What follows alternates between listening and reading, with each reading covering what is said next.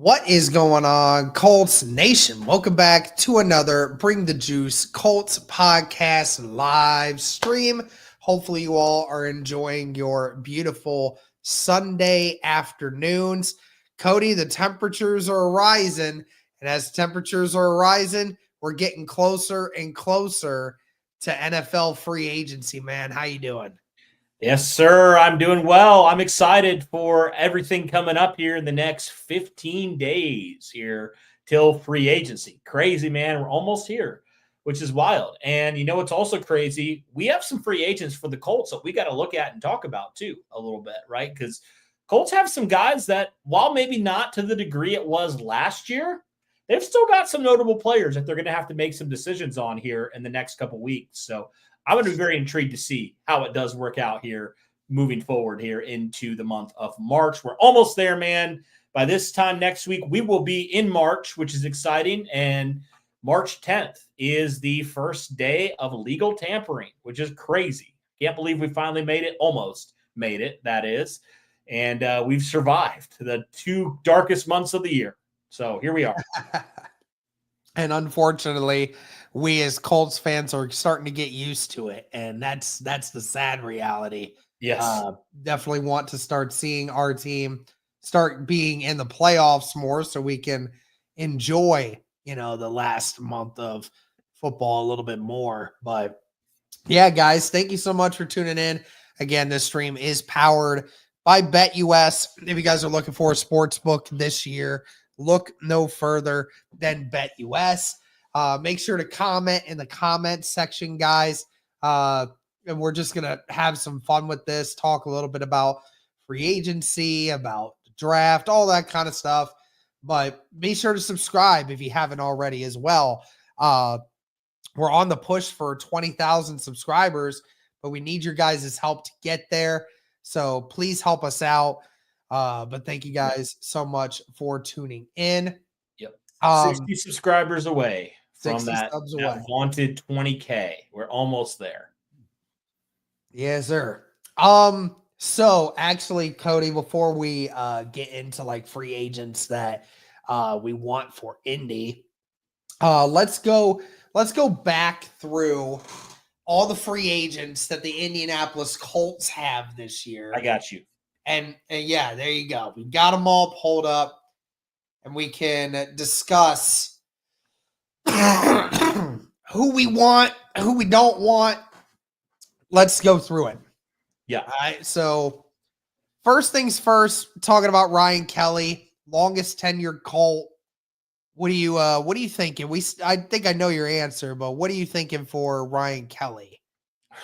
I'll say this. I've appreciated Ryan Kelly. He's been longest tenured Colt. He's been here since 2016, so nearly a decade he's been here. He's seen a lot of changes, obviously, a lot of different quarterbacks, and Ryan Kelly has been consistent, and I just appreciate him there. Now, that being said, Derek, he got that extension a couple of years ago, and I don't necessarily think he fulfilled that extension in terms of how much you paid him versus what you got from him. I mean, he had a fantastic 2023, but then, Derek, this last year, he only played in 4 games. And you look at, some of the stuff when it comes to Ryan Kelly. I mean, he's getting up there in age. He's 32 years old right now. You have a guy you drafted last year in Tanner Bortolini that's waiting in the wings to be that full-time starter. He showed you that, I think, a little bit that you could have some confidence in him moving forward. So as much as I love Ryan Kelly and love what he's done for this team over the last decade or so, I think it's time for the Indianapolis Colts to move on because Ryan Kelly's been expensive. And last year and a couple of years, he hasn't been very much available. So that's kind of where I'm at when it comes to Ryan Kelly. What about you? Yeah, no doubt that, Ryan Kelly has been phenomenal for this team. But like you said, I think that for the direction you want to be heading and, the amount of money that you would be saving for it, I definitely feel like the direction of keeping Tanner Bortolini in that spot long-term just makes more sense. Even if Tanner Bortolini himself isn't the long-term answer, he sure as heck has been good enough to be the short-term answer for this team. Yeah. You didn't feel like you were completely losing your team and your entire offensive line flow when Tanner Bortolini was renamed the starter. So No, and also I some people would say he played better than Ryan Kelly when he was in there last year. yeah, I mean, in some instances he did. Tanner Bortolini had his struggles, no doubt, but again, like in certain aspects, the numbers were not crazy enough to say, oh, it's worth keeping a guy for $10+ million the next 2 years versus having this second year player who you're paying $1 million. It Right. just doesn't make any sense for it. Well, also I look, Derek, and we'll talk about Will Fries in a little bit, but I look at this offensive line currently, and you see some of the guys that you're paying. You just are out of the Ryan Kelly deal finally. Braden Smith's making a lot of money right now. You're going to have to be paying, Bernard Ryman coming up, and you're also paying Big Q what you're paying him, and you're going to have to decide on Will Fries. So there's a lot of flux right now. So you can't be handing out, I think, a lot more money to this offensive line because you've invested a lot in it from a draft standpoint and also from a financial standpoint, right? So Yeah. I think going young here, going cheap here would probably be the best option for this team. Is just because you have him on, a couple more years here, 3 more years of his rookie deal, to figure out. And obviously you don't know what's going to happen with some of these other guys, in the near future, but it allows you some more flexibility also to be able to, invest and, re-sign some guys that are going to be due that are younger and have been more available, like some of those guys I mentioned. So I think that from that standpoint, that makes some sense there. Yeah, no doubt.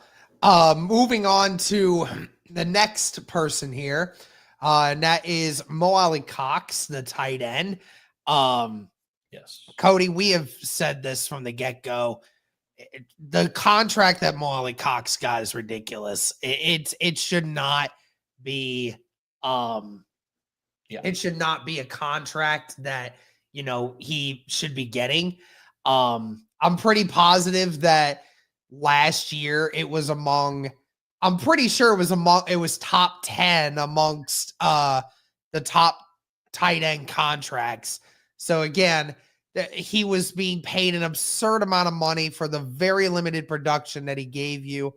I have no problem keeping Alie-Cox, but it has to be on a veteran minimum. Yeah. Because that is all he's worth. And purely as a run blocker, that's it, right? Because I think Alie-Cox should be at minimum your third tight end on this roster. I really do believe that. He's phenomenal because he's got the size. He's got obviously the massive hands. So he's a really good run blocker, but he's just pretty meh when it comes to passing the football. There's a reason why, as bad as the Colts tight ends were a year ago, they still didn't really go to Mo at all. And they haven't really traditionally gone to Mo, whether it was Frank Reich, calling the plays, or Shane Steichen. He hasn't really been a main focal point. So I kind of look at that and I say I'd re-sign him on a short-term deal just to be that pure blocking tight end. But if he wants a bigger contract for some reason or to go to a contender, I'm not going to lose sleep over that because you can find those blocking tight ends just about anywhere, right? You can find those guys. So if you sign him for a short-term small deal, sure. But anything more than that, no, I'm good. Yeah, absolutely. We don't even have to waste time on the Joe Flacco one. I think we're all in agreement that Joe Flacco doesn't even want to be here either. So I'm surprised Joe Flacco hasn't, announced his retirement yet, but he is definitely not going to be an Indianapolis Colt this next year. Anyway, so moving on to the next one, that is EJ Speed. So obviously EJ Speed just about to turn 30, and now coming into his second full off season, again with the Indianapolis Colts. How do you feel about potentially re-signing EJ Speed, Cody? Now I'm good. He's getting He's getting a little older. He was not good last year, to put that lightly. I mean, he played, 87% of the snaps, Derek, and I think he was the worst player on defense, and that's saying something. I mean, the defense was bad last year. I think there was a lot of bad things. One of, if not the worst parts of this defense. I mean, the dude couldn't cover, even though he's built like a tank. He couldn't cover. He couldn't tackle. It was just great bad. athleticism, which is also crazy. I know. And it seemed like there was almost like we questioned the lack of effort sometimes.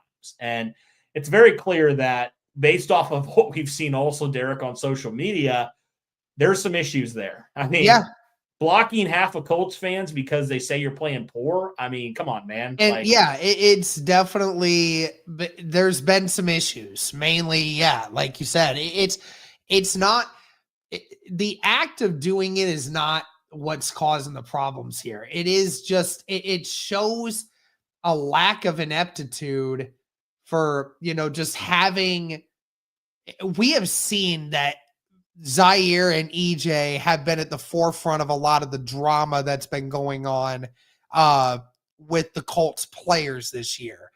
And on top of it, Cody, I mean, we saw, what was it this year where, a lot of guys on the defense and whatnot were also talking about, guys, being late, guys not doing the necessary things.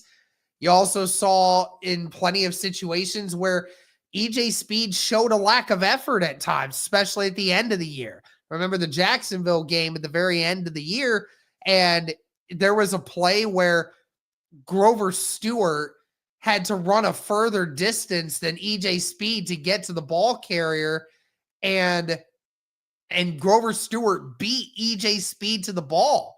I mean, it just goes to show you that there's just a lack of effort coming from that specific area. I mean, if it weren't for the fact that, that Zaire Franklin is the quote unquote leader of this defense and also was under contract now for 3 more years, then I would have just said, get rid of them both. I mean, that's how, crazy this has been for, Colts fans in this linebacker group. But EJ Speed, not worth bringing in a new contract on it. I mean, and people are already looking out and seeing what's going on. So not worth the time. There's multiple, I can list probably on more than both of my hands options that I would rather have over EJ Speed. Heck, there's a lot of great options in free agency at the linebacker. I would rather do nothing and start Jalen Carlisle over re-signing EJ Speed, to be honest with you. I fully agree with that. I don't want them to do that. I want them to address it. But I'm saying, that's to the degree where I do not want EJ Speed back. I want to break up that podcast group. I don't want any more of that crap, man. I just don't want any more of it. Like you said, we're stuck with Zaire, like it or not, for the next couple of years with that contract. But you can't have that again. You just can't. Just some bad attitudes, some poor effort, some distractions, just all the things that you don't need, especially if you're not a good football team. It just makes it look worse, man. Yeah. You can get away with talking when you're good. When you're not good, it makes it just look 1,000 times worse. So, I'm good, man. I'm good. I'd rather, not to mention he was second in the NFL and missed tackles this last year also. I think he was number 1 for linebacker. I think he was second. I think Zaire was number 1. I know it was either EJ or Zaire. They were EJ. number 1 and number 2 in the NFL. I don't know who was number 1, but either way, when both the Colts linebackers are number 1 and number 2 and missed tackles, is a bad day. But I believe as you're looking that number up, I believe it was EJ Speed. I know his missed tackle percentage was astronomically more than Zaire Franklin. Yeah, because Zaire made more tackles and Zaire was in on the ball a little bit more often, so that did make it, a little bit better in perspective for Zaire Franklin. But you're right, EJ Speed's the amount that we have is just, let me see if I can find that, because it was pretty wild, to be honest with you, man. Yeah, when we saw it and it was hold on. Let me see if I can find it here. I'm going to find the stat on Twitter because I know I saw it. Yeah, so it was Zaire Franklin who missed more. Franklin had 47 missed tackles and EJ Speed had 45. Yeah. Look at the percentage. What's the percentage there of missed tackles? It was 11.7 for Zaire. So that would have meant it would have had to have been higher for yeah. And you can't have to go along with that, you can't have two tight ends that can't cover the pass. We know Zaire's not linebackers that can't cover. Yeah. You got to get another guy in there that can cover, right? And actually, Derek, another argument that I'd make, even if, the whole EJ Speed, if that wasn't a factor, all that stuff, you can draft linebackers. You've shown that. You can draft guys. You can find guys. So I would say go and draft a guy. I'd rather do that. So I wouldn't be mad at that, to be honest with you. Yep, absolutely. All right, moving on.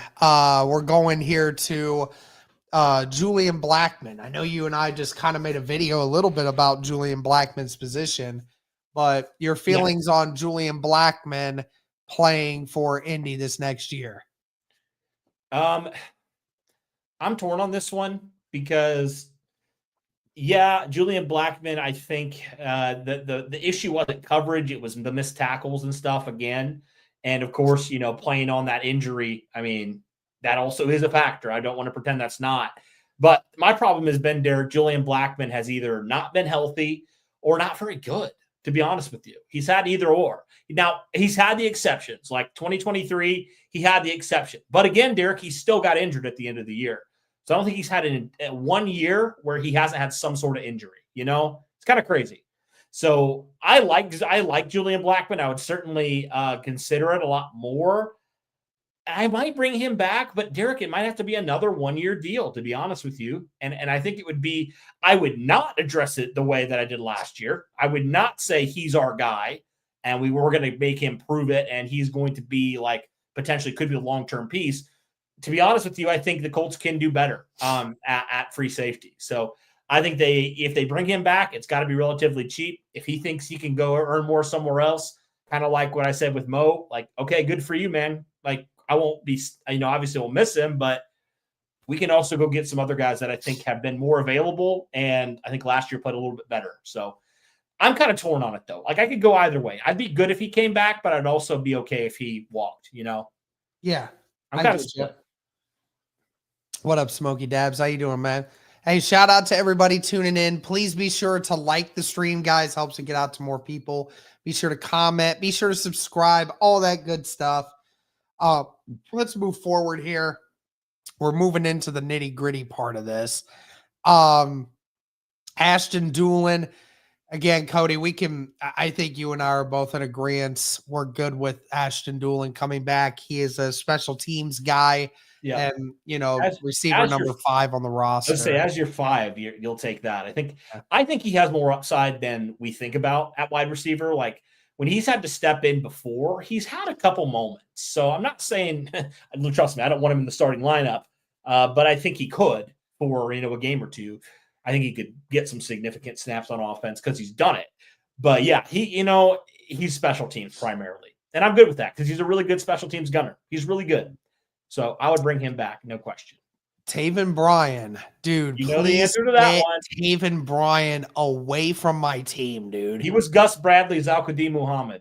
I'll just say that. It was so bad, dude. He's so bad. He's like the 2 seasons he's been with the team, he's literally like been dead last in run stop rate and on this entire team. And he played 30% of the snaps, which is freaking crazy. Yeah. Like the fact that guy got as much play time as he did is freaking ridiculous. It's insane. I'm shocked. But with Gus Bradley, I'm not shocked actually because it's Gus Bradley. Yeah. Dayo Odangbo. You and I have made some videos on Dayo Odangbo, Cody, and for a guy that he fills the role that he is very well as a multi-tool kind of guy. And, he's never really going to be a starter, but he is a guy that you can put in there in certain packages and try to get pressure on quarterbacks. So I think with that, and especially since, he's a guy that I don't think he's ever really going to get paid much by anybody. I think unless somehow, some way his representation finesses a team to give him a lot more extra money, I think that you have a good way of bringing him back this year. I'd bring him back for at least another year. I mean, Derek, a couple of years ago, last offseason, we were just talking about a breakout year from Dio, right? So yeah, I look at that and I say, yeah, I would bring him back because last year, let's face it, the Colts did not have a legitimate scheme out there. Like, it was way too easy. Quarterbacks barely had to think. Like, it was 1, 2, 3, guys open, all that stuff. So I'm curious, in a legitimate scheme under Lou Anarumo, working with Charlie Partridge for one more year, what could Dio do? I'm just always intrigued by him. He's shown that he can have some production. Well, yes, it hasn't been like on a super consistent basis. Again, there's question marks, Derek, on your edge position. There's question marks right now with those guys. Samson Ebukam, is he going to be back? Do you cut him and save roughly $8 million? Or do you bring him back? Is he the same? What's the future with Kwity Paye? There's a lot of questions. So to me, a guy that's versatile that can play in and out, I would bring him back and see what the Colts could do with him to maybe kind of move him around in certain ways, and especially on those pass rush situations. I think that would be something I'd definitely be intrigued about. Yeah, I also really liked the moves that you made when it came to that post you made about the cuts that the Colts can make to really free up a ton more cap. That would really open up a lot more possibilities for Indy. And because right now, if you go and with the moves that you have now, the problem you have is that you are in a spot where you could really only make one big move. If you're the Indianapolis Colts, you really can only make about one. There isn't much more you can do after that. If you want to pay somebody, because you're currently sitting at $28 million, it's not a lot of money. It's not. I don't even know where that stands on, like, I'm gonna look it up because I want to see, like, I want to see how team cap looks for all the teams. So Indy currently sitting at 18th in most cap right now. That'll obviously change as time goes along, but I mean, yeah, you're not spending money like what certain teams like. What's crazy, Cody, is you look at the teams that are up at the top, and I mean Washington has the third most cap at almost at 80 million. And they nearly made it to the Super Bowl, even with the third most cap left. Yeah. That's wild. I think if you made all those moves, you have well over 60 million. You might have because they raised the cap just recently. So you might have near 65 at that point to work with, which would definitely be something. You can if you did the moves that you did, even conservative wise, if that brought them to 50 million, that would still put them at 10th, the 10th most cap. So, it does make a big difference. Yeah. Because there is a lot of teams that need to do it. Now, I mean, it's crazy because, there are 8 teams there's 7 teams that are negative in cap right now, which is hilarious. But Indy's definitely going to have to find a way to move some stuff around there. Absolutely. Anyways, moving on. So we got Danny Pinter and Mark Glowinski. What are you thinking for these backup interior linemen here? I would bring both of them back on pretty small deals, to be honest with you. I think they could be some quality depth. That would be what only I would bring them back for. Danny Pinter showed that if he needs to step in and play a couple games, he can do it, and he can play at a pretty high level. There's not a big drop-off there, right? And Glowinski, he showed, when he kind of got forced to kind of jump into the starting spot there, but I thought he was solid. So I would bring him back. Even though he's getting a little bit older, I'd bring him back on a 1-year deal. I'd be totally fine with that. Just more competition in that room, especially because you don't know what's going to happen with Will Fries. So I think it'd be wise for the Colts to do that just have some quality depth in there, a guy that's played in your system before, I would be good with both these guys. Yeah, absolutely. You got to keep that offensive line depth there. And, those were definitely guys that were able to fill those roles. Okay, so David Long, never really saw him much. I know Ronnie Harrison went down with an injury. It'll be 50-50 on that. Jawan Winfrey, never saw the field. Trey Sermon, are you bringing him back? No. Yeah, I wouldn't I thought either. out of the 3 running backs he had, he was the worst by far. Yeah, I don't think you would do that. Yeah. Kylan Granson, are you bringing him back? I'm not, no. The one thing he was supposed to do, he couldn't even catch the ball or whatever. He couldn't even do that well. So yeah. I'm good. I'm moving on from him. He was a bust, unfortunately. Yeah, I can't. After this last season, I mean, again, the amount of times that Anthony Richardson did do his job and give Kylan Granson the ability to do something for this team, and Granson just let us down in a lot of different ways. Yeah. And it's sad because, there was a lot of good things to go into it for Kylan Granson, and, he had a chance to separate himself and he didn't. No. So there's that. Trevor Denbo, he's restricted, so we won't even have to worry about that. Yeah. Alubi and McGrone are already signed. Sam Ellinger, doubt I don't know if he'll stay on the roster or not. Just depends on, I'm presuming he will be because, again, that third quarterback thing, you can always have that third one.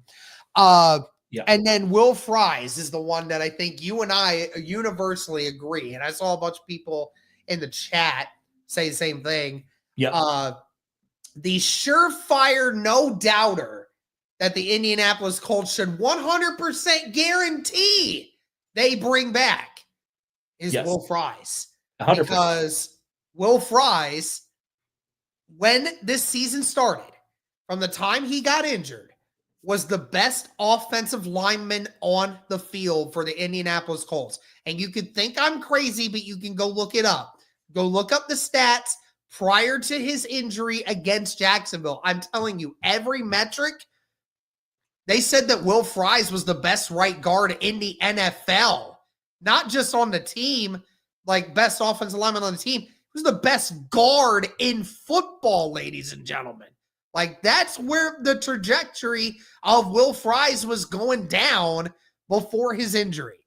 Now, it's going to go back and forth here because Will Fries, if I'm the Indianapolis Colts, I'm trying to get a long-term deal done with Will Fries, but Will Fries doesn't want to sign a long-term deal that is going to be short money just because he went down with one injury in his entire young career so far. So what kind of contract, Cody, are you thinking would be appropriate for someone like Will Fries? Well, I think the injury makes it very tricky, Derek. To be honest with you, I don't even know with the injury what that would even look like for Will Fries. I'll tell you this, Spot Track's marketed value for him is set at around $14 million. Ooh, yeah. So that is crazy. That's a lot of money. It doesn't put him amongst the top of the NFL when it comes to most money for interior offensive linemen, but he definitely, because the one good thing that the Colts have on it is, again, he missed that time where he missed that part of the season. So, of course, that missed time is going to play a factor into it. But I don't think there's a situation where you're not about to pay at least $10 million a year for Will Fries. And, I don't know, maybe Will Fries and the Colts are both willing and able to say, hey,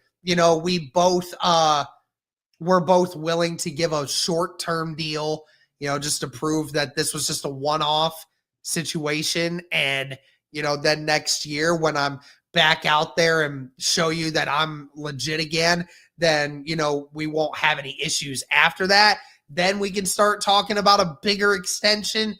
Maybe that's what they do. I have no idea.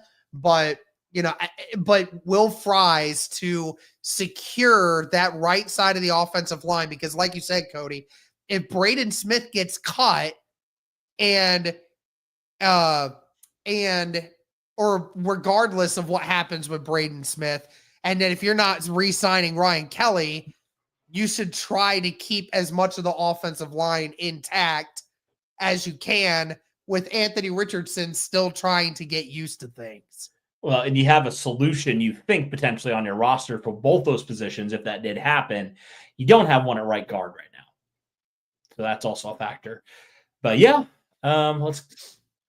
Hey guys, are you going to have a video reacting to more bold predictions from us?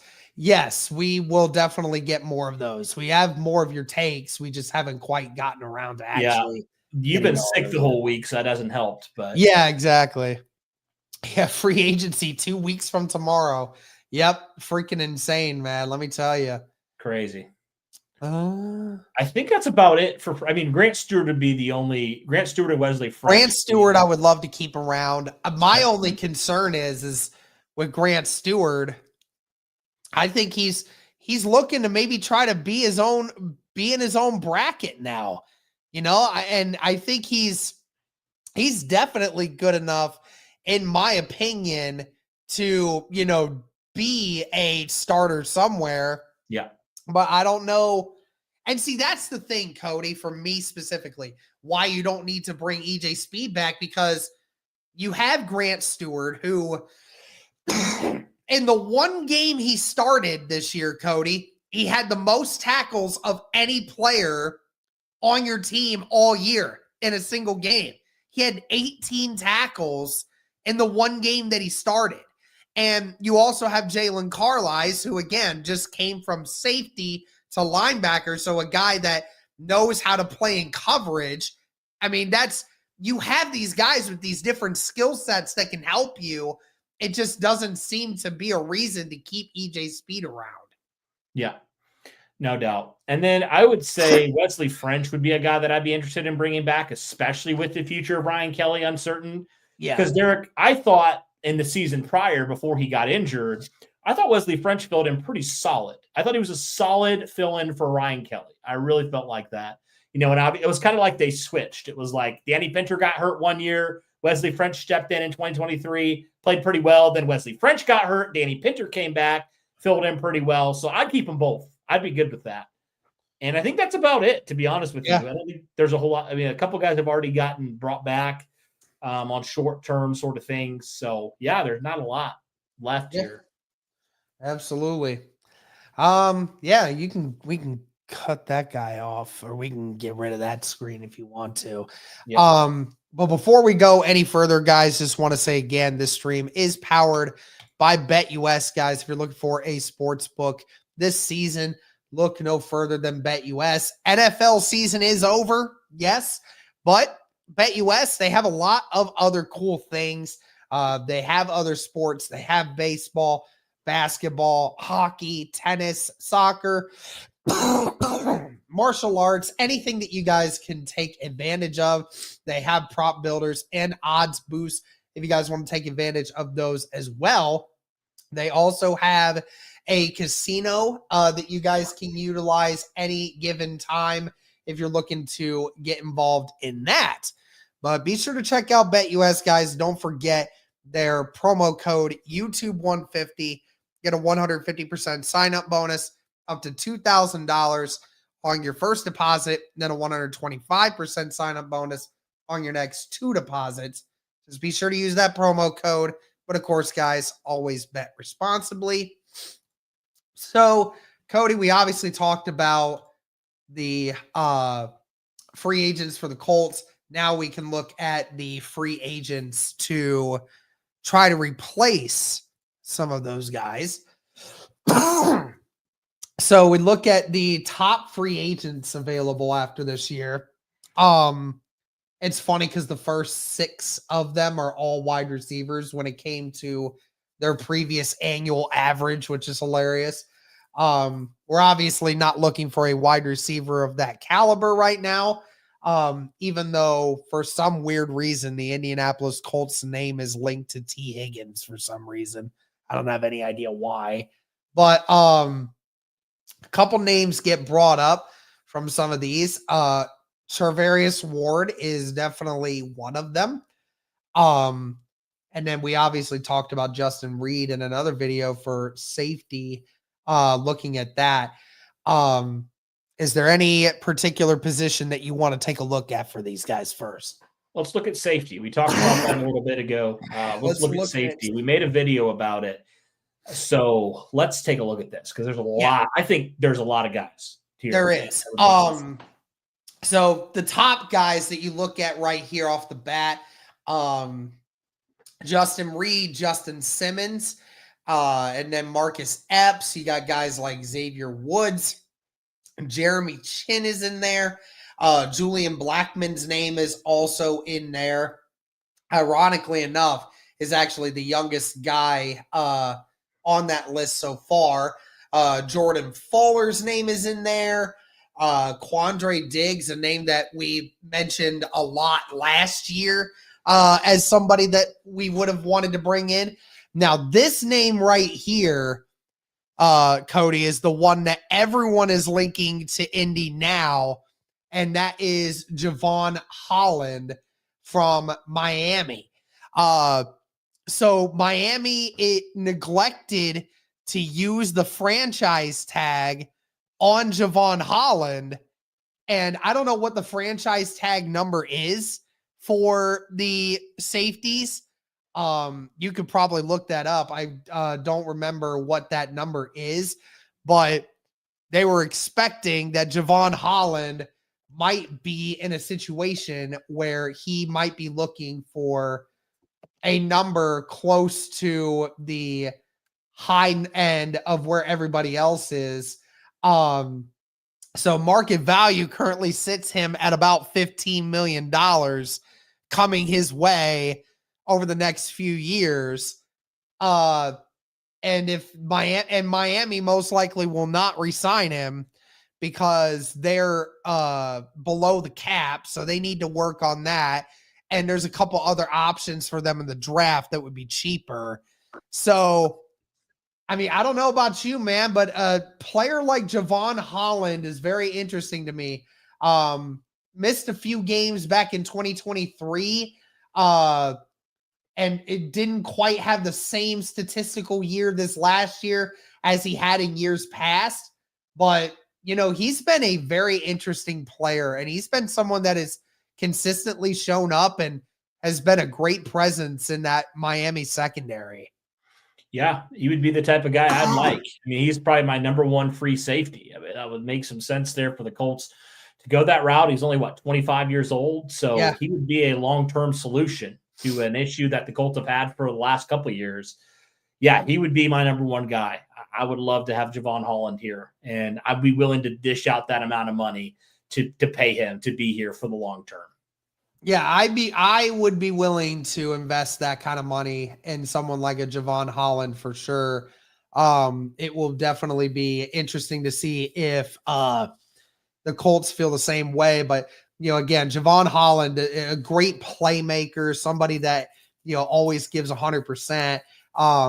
It'll be interesting if they view him as someone that would work in that Lou Anarumo defense.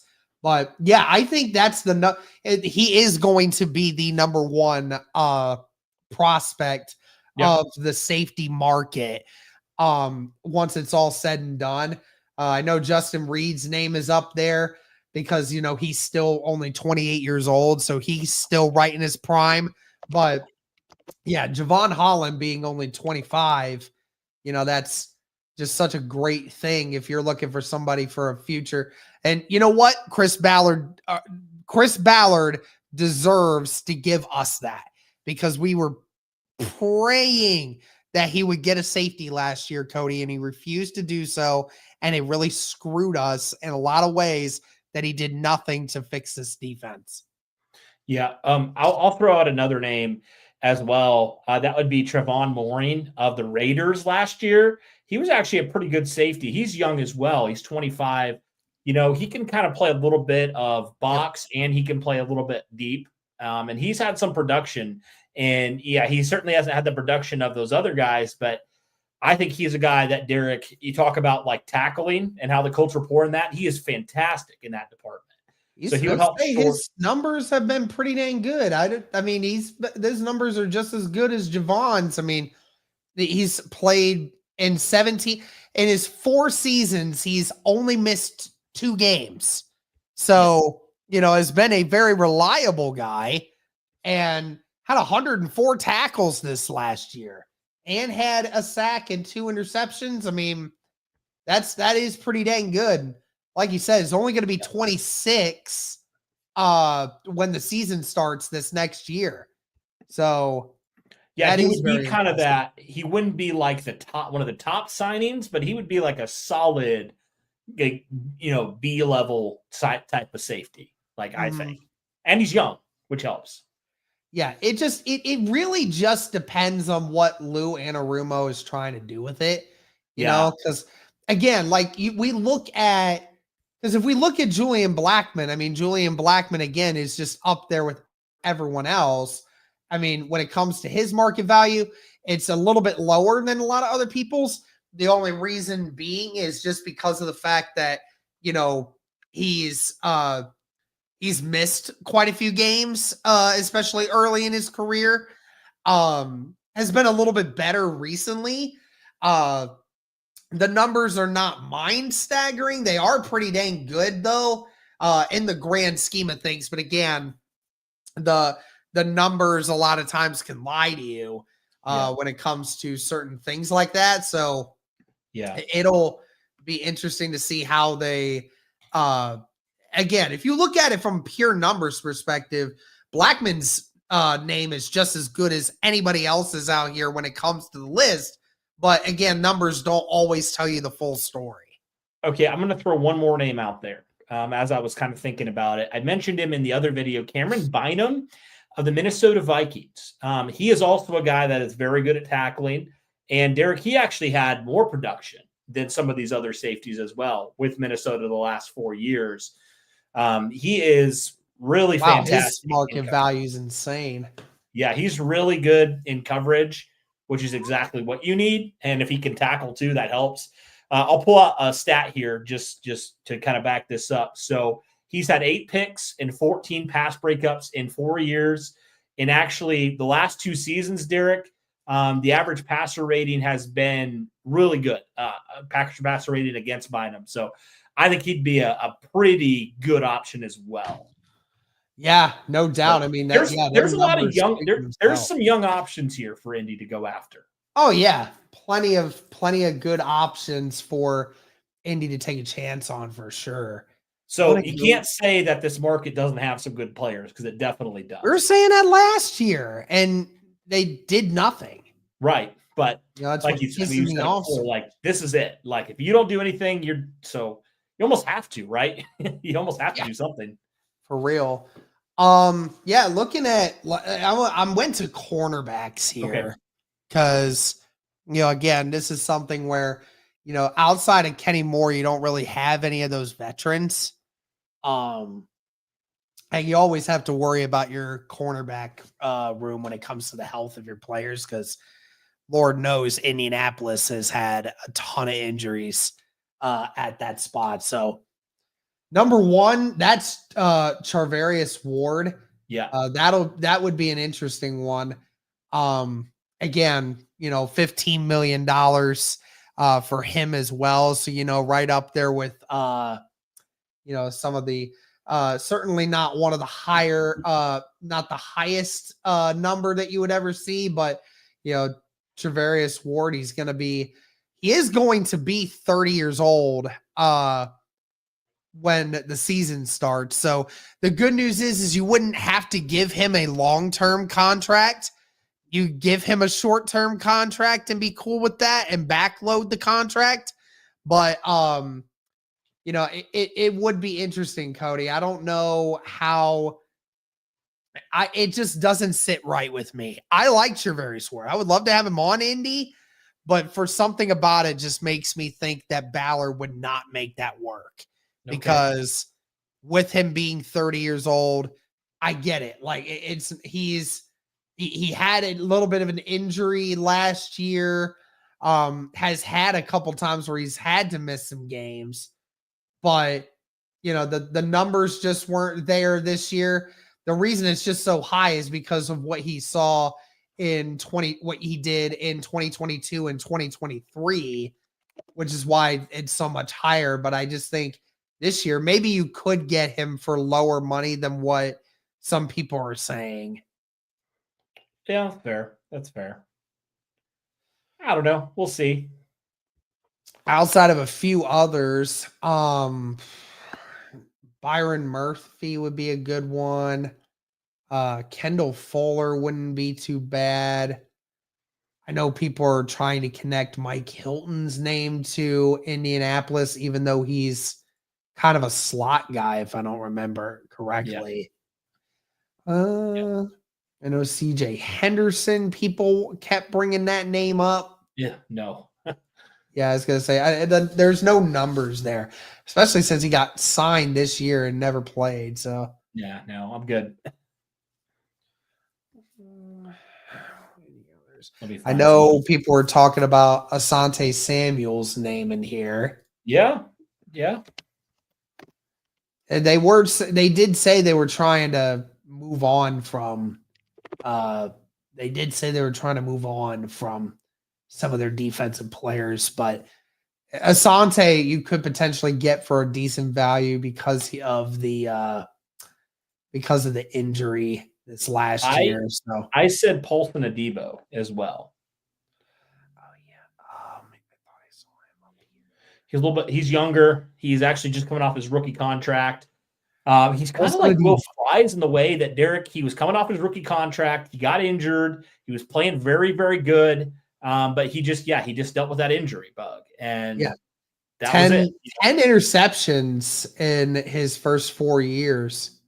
Yeah. So, I mean, I would be okay with that as well as a guy that would be a little bit younger. That would make some sense there and would fit. Just the concern of the injuries, though, because again, didn't play much this last year. 2022 dealt with some injuries there as well. But you're right. When he is on the field, though, he's very productive. I would take a chance on that. I probably would. Some other guys, pulling them up here. Christian Fulton would be a name potentially. Brandon Stevens maybe would make some sense. He was a former third-round pick, and he kind of had a bad year last year, but he had a good year in 2023. I'm trying to just think if there's any. So, yeah, there's not as many probably free agent corners as there is safeties, I would say. Like Isaiah Rodgers is a free agent again. There in no way. Rewrite the wrong and bring him back. I wish, but I don't think they will. No, I don't think so either. I would say if you're going to spend your big money, go for a safety. That's what I would say. Yeah, I'd be fine with that. Because I feel like there's guys that have been more available and have played pretty high levels and they're young, that would make some sense. So, yeah, man. Cool. Linebackers. I really hate how these are set up because the outside linebacker stuff is what pisses me off because we're not looking. It says because the outside linebackers, they mix the edge rushers with the outside linebackers and it pisses me off. It's so dumb. Like they're not outside linebackers. Just because they're edge guys does not mean they're just because they stand up. Just because they stand up. That's why. Yeah, exactly. But they're edge guys, so just put them with edge. It's fine. Dre Greenlaw, I know that was a name that a lot of people have been projecting to Indy. Some people wanted the Colts to take a chance on Isaiah Simmons. I don't know if you've heard that chatter. I have heard of that. And he's an intriguing player, but I don't know he's a free fluid player, which is definitely something interesting. You wouldn't pay a lot of money for him. I guess that would be something I'd be okay with. But yeah, I don't know. I don't know how I'd feel about that one. Yeah. There's another guy that was with the Cincinnati Bengals that people have talked about. Akeem Davis-Gaither would be one. Zach Bond, please give me Zach Bond. Yeah, I know you want him. I'd be glad with that. What'd you say the name was? Akeem Davis-Gaither. He's probably more of like a special teams guy, but market value is pretty low. Yeah. Yeah, not a whole lot more into it. I mean, like you said, it's been more of a backup guy. Has started a few games in his career, but not much of that. If you're looking for like more of a coverage guy, Cody Barton from the Denver Broncos would be a guy that would be interesting. Excuse me. Cody Barton. Sure you don't want him just because he has your name? Maybe a little bit. That'd be nice. Oh, okay. I don't know the last time we've had a Cody on the team. Has been pretty productive the last couple of years. Yeah. He would definitely be probably the best coverage linebacker on the team. He really thrives in zone coverage a lot. Mm-hmm. So, and he probably wouldn't be that expensive. So, and no, that would never happen, folks. Nick Bolton's getting re-signed. Yeah. Kansas City will not let that go. I promise you. There's no way, right? There's no way. There's just no way. Kansas City's got a couple guys that I'll be interested to see who they keep and not. To make a decision on Trey Smith. Just for giggles about quarterbacks available. No, geez. Hey, look at some tight ends. Somebody said. Thank you. You know what's funny? This was actually my grandpa's shirt. So that's top tier. Thank you, sir. Appreciate you. Tight end. Okay, tight end. Look at some tight ends for me. All right. So the top ones that you're looking at here are Conklin, Juwan Johnson, and Gerald Everett. Alie-Cox is up there with the fourth. So Alie-Cox's previous average annual would have put him as the fourth highest on this list. That's nuts. That's wild. Okay, so Juwan Johnson is my number one guy at tight end. He had a career year. He's only like in his late 20s, so he's got a number of good years left, I think. Mm-hmm. So that would be one. We talked about Mike Gesicki. Obviously, you just saw Gerald Everett get released. Didn't do a whole lot with Chicago, but was kind of behind Cole Kmet. So that could be kind of a low tier signing that would make some sense there. Yeah, so there's a few guys here that I would like. I think, like we said already, I think I would like for the Colts to go get some sort of free agent guy to pair alongside with a pretty high draft pick. Yeah. There are definitely some solid veteran options here that you could get that could help you, plus drafting one. Yeah, absolutely. So I'd be good with a lot of these guys, to be honest with you. You can't get much worse than the tight ends have been, so I'd be good with that. I just dropped in. Do you guys think the Colts should explore acquiring Stafford if they keep AR at a mentor for the time? I'm mixed on it. No, I'm not gonna do that. No. For a couple reasons. One, Matthew Stafford's 37 years old. I understand that, he still obviously has it, and he could still play some pretty good football. No doubt about that. But it's very hypocritical of the Indianapolis Colts if they're going to it's going to be very hypocritical of the Indianapolis Colts if they bring Matt Stafford in and waste the time that you have trying to build up Anthony Richardson. The problem I have is, Cody, is all this talk about trying to build while Anthony Richardson is on this rookie deal, it's just going to continue to keep going away if all you're doing is just trying to bring in more old veteran quarterbacks to hopefully mentor Anthony Richardson the right way. I just don't think that I don't think there's something that a Joe Flacco or a Matt Stafford is going to get right into the mind of Anthony Richardson. I don't see that as the case. Like, if we're picking up Matt Stafford to say for the next 2 years that Indianapolis could legitimately compete for a playoff spot, no doubt. I mean, if you put Matt Stafford on this Colts team right now, we're 100% a playoff team because Matt Stafford still got it, no question.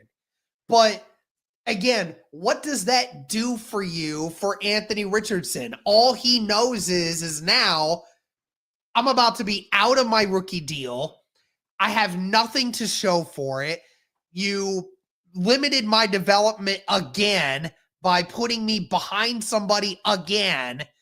And so the whole point again is this is about Anthony Richardson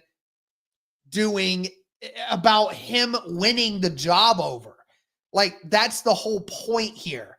You can't just bring in a new quarterback. And not to mention, it's not going to be cheap, Cody. It ain't going to be cheap. Matt Stafford's going to demand money. Right. He's going to demand $30 million. I mean, it ain't like Matt Stafford's coming in here being like, oh, I'll go and be the starting quarterback for your team for 20 or mil or less. No, Matt Stafford's going to require some money. Doesn't matter that he's 37. He just led his team to a playoff again. No. If this was a couple of years ago, I might be more inclined to say, yeah, for like a year. 100%. 100%. If it was 2 or 3 years ago, yeah, no doubt. But not right now. We're past that point. He has to prove if he's the guy or not. This is his last chance. And also, Derek, that would mean that would that basically mean you're punting it on Anthony Richardson? I think that raises more questions than answers about Anthony Richardson being your guy or not, right? And we've said it, like, it really, I think they're all kind of tied together. So if you're basically punting on Anthony Richardson, it's just hard for me to see that being a reality right now. It wouldn't make a lot of sense for where the Colts currently are as a team and what they're trying to do. And, it all hinges on Anthony Richardson, and it has to, because you drafted him that high, so that's kind of where I'm at right now. A couple years ago, I would have been fine with him for a couple years, having AR. Remember, Matt Stafford was this close, Cody, to coming to Indianapolis. Yeah. Don't you remember you and I did a few videos at midnight talking about that. Yep. And how, we were talking about how, like, there's legitimate chance that, like, the Colts and the Rams are the two teams that are deadlocked on trying to get Matt Stafford. And what was it? Peter Schrager went on Pat McAfee's show and said he was going to come to Indy, but Ballard didn't want to give everything they wanted. They didn't. And therefore he went to the Rams, and the Rams ended up winning a Super Bowl with Matt Stafford. And so again, another case of, hey, Ballard didn't do what was necessary to secure the deal, and it came back and it backfired on him. Yep. It sucks. And here we are still having questions about quarterback. Yeah, and here we are still having questions about the quarterback when, 3 years ago we could have had a quarterback that we could have had for 5 some years and compete for Super Bowls. Like, I mean, that's crazy. He can't get away with it again. Like, he just can't get away with another BS excuse for why the quarterback didn't work. He just can't. It's got to be his head at this point if it doesn't work out. Right. That's what it's got to be. Or else you're going to have no fans left, man. Like, fans are going to be done, like, completely done. It's crazy. But, yeah, I don't think it makes a lot of sense for where the Colts currently are. A couple years ago, absolutely. Yeah, that would make a lot of sense. But We're in year 3 now. He's got to prove if he's the guy or not. And so far he hasn't. But again, you can't just give up on a kid at this point. You're kind of stuck with it, unfortunately. Like it or not, you're kind of stuck with it.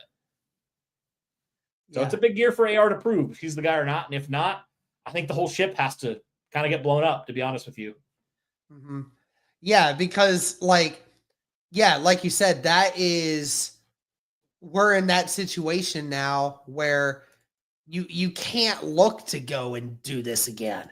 Like you said, when he was 34 years old and just coming off of, being the Lions quarterback and a legend in Detroit, and was worth it at that time. That was the one move where you looked at it and you were like, that would have been the one quarterback that everyone was like, oh yeah, that makes more sense for Indy to do, because Matt Stafford was a really good quarterback at that time, and you could see him come in and be that starter for several years. And sure, he wouldn't have been a long-term solution, but he wasn't he wasn't a 1 or 2 year thing. He could have been a 3, 4, 5 year thing. That was 2021. So, I mean, he would theoretically, he'd still be on your roster, right? And you could still have him for a couple more years. So it could have been, if you think about 21, 22, 23, 24, he could be on year 5 with you.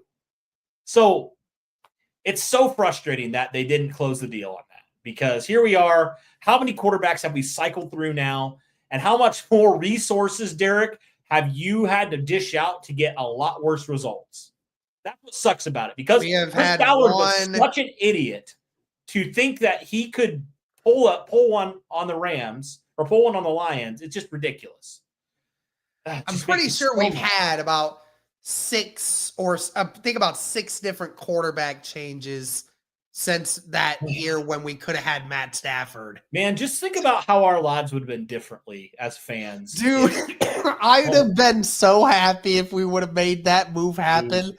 Like, again, Cody, I don't think you understand. He was going to come to Indy. Yeah. Like, it was almost completely set. Like, the L'Jarius Sneed situation, again, he was right there. And then he wanted something else that Ballard didn't want to give him. You know what I heard the other day? Now, obviously, L'Jarius Sneed thing was a little different. Yeah. It didn't work out for them, which is fine.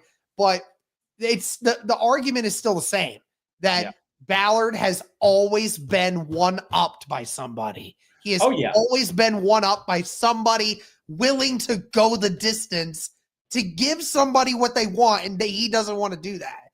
And that's why he's a below-average GM, because he doesn't do what it takes to win. He's a loser, Derek. He's a loser. He's a losing GM because he makes losing GM moves. Anyway, I was going to say one more thing, and kind of related to that, but I heard this on the other day on Mike Chappell on the podcast that he does. Did you know that before the Matt Ryan deal happened, like Jameis Winston was literally like on a plane almost to come to Indianapolis?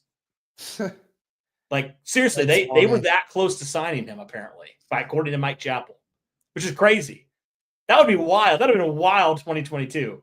With how bad that team was, man, that would have been crazy. Just have Jameis, slinging the ball around. Woo, man.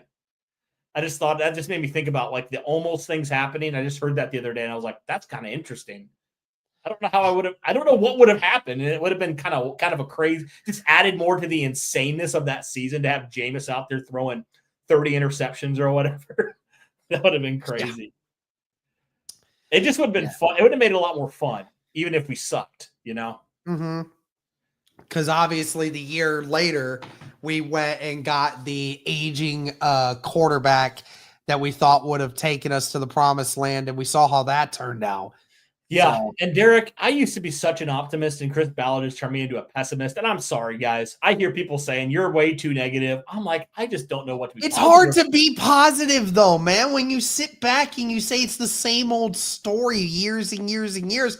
Guys, we have been doing this podcast for over 5 years now. We have been doing this podcast for, I think it's now about to be year 6. Yep. And we have yet to have seen this team make it to the playoffs more than one time. And the one time that we did see it was our second season covering this team on this podcast. Yeah. So, like, it's been a long time. We have seen this team draft more in the top 10 more than we have seen this team actually win playoff games. And that's sad to say. This is a organization that has always been given the benefit of the doubt and has always been looked upon as a winning organization. And now it's just not viewed that way anymore. And that's what's sad now, is because, you know, we don't want to be coming on here every day and feeling like as if we can't be happy with this team. But again, it's becomes the strategy of everyone else will tell you we always will be fans of this team, but it's harder to be enthusiastic about it when the people responsible for making your team better are not doing a good enough job. So that's the problem that you have. You can't just come into it every year and say, oh, it's a brand new season, time to be happy again. Like, no, you can be optimistic in some ways, but like until they start putting together sustained success, what's there to be happy about? Right. You have a GM that doesn't do what it takes to win, and you have an owner that enables the mediocrity, who doesn't give a crap about the fans. It's very obvious. I'm trying to hold back my rage right now, but it's so frustrating because we give so much time. We care about this team, and it seems like we care more about this team than the people running this freaking team. And that's what's so frustrating about it. Is like, we want to win. We want to know what it's like, because we've seen it, Derek. We've seen what it takes to win. You and I grew up. Paid millions of dollars. You and I grew up on this team winning. You and I grew up on this team winning. I was 10 years old when we won a Super Bowl. I'm at the height of the sports world. When you're a kid and your favorite team wins the championship, you feel like you're on top of the world. Like, that's what you and I grew up with. Now we're just in purgatory. Yeah, and it's so hard because the GM has shown that he won't do what it takes to win. The owner's shown that he doesn't care about the standard anymore, and that's what's so frustrating. It's like, well, like I said before, it doesn't seem like they care, so it's hard for us to care at this point. It's hard. It really makes it difficult, and I don't want to be like that. I know you don't want to be like that. You know, we had a ton of fun the first couple of years, and then really it felt like after 2021 or the first part of 2021, whenever the Jacksonville loss happened, things have just been downhill from there. And it's been rough, man. And it just sucks. And I want to be more optimistic about this team, but they got to give me some reasons to actually be optimistic. So even when you hear Ballard come out and say his spiel and whatever, it's hard for me to believe that anything's going to realistically change, because he's proven that, dude, you've had 8-9 years to do it. Nothing has changed. In fact, you've gotten worse in a lot of ways. So it's hard, man. It's so hard, and it's so frustrating. And I could go on for hours about this, man. I could go on this till I'm blue in the face, but ultimately I'm not the one calling the shots, and I don't ever want to be that guy because it's a lot of pressure. But we're so tired of it, man. Tired of it. Facts. All right. Well, I think that's probably it at this point. So I do appreciate everybody stopping in here. It was fun chatting it up with everybody. Got anything else, Cody, or is that rage-filled moment good? Well, that felt kind of good. I don't know. I don't really have anything else, to be honest with you. But it gives people an insight into kind of why sometimes maybe if they're like, well, yeah, you guys used to be so much more optimistic. Well, the team actually used to be run by people who knew what they were doing. So it kind of matters. But yeah, it's a frustrating thing, but we're good, man. We're good. Free agency's coming up. Combine's next week, which is exciting. So I'm just ready to talk about something, man. I'm ready to talk about some actual, like, legitimate news with the Colts, because we're getting there, man. Slowly but surely. Like I said, we're almost through the 2 darkest months of the year. I'm ready, man, to actually talk about some legit news and not just speculation. Oh yeah, ready to finally just look at the draft or look at the combine and all this other stuff. So it's getting there, guys. We're getting super, super close now to the time of the year where we can maybe feel the optimism in the air. But appreciate you guys for hopping in here. Thank you. Really do. Thank you guys for tuning in. We'll make sure to keep an eye out for more stuff. Again, shout out to BetUS for powering the stream. But that'll do it for this one, guys. Thank you so much. And as always, go Colts.